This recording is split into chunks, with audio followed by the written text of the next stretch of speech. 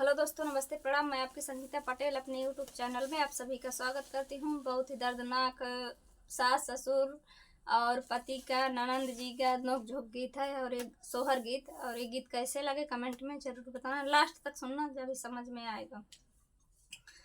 रामा घरवा से निकारी बाहुरिया नैहरे लागे ठाड़ी भाई, भैया के द्वारे ठाड़ी भाई हो।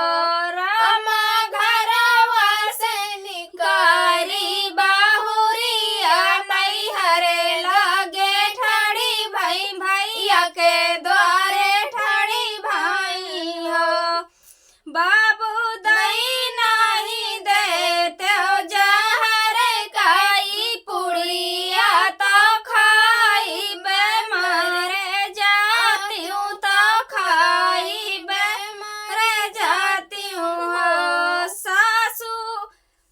सासू मोरी देले गारिया वै ननदे बोली बोले, ननदे बोली बोलाए हो। सासू मोरी देले गारिया वै ननदे बोली बोले, ननदे बोली बोलाए हो।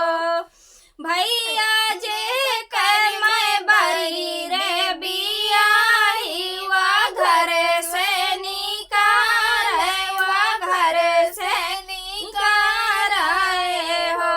भैया जे कर मैं बरी रे बियाही, वा घर से निकार, वा घर से निकार हो। तोहरी बचन सुने हमारी नयन आंसू ढूर गए, नयन आंसू ढूर गए हो। बोला कवने काम बातों कैले, तो घर से निकाले, तो घर से निकाले हो। बाबा मोरे घरवा से ही ने रुपैया से पातर, रुपैया से पातर हो।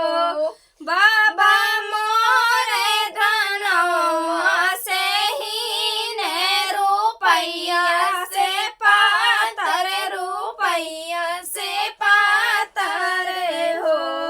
बाबा दई ना पाए धन दहेज, बियाह मोरा कीन, बियाह मोरा कीन हो।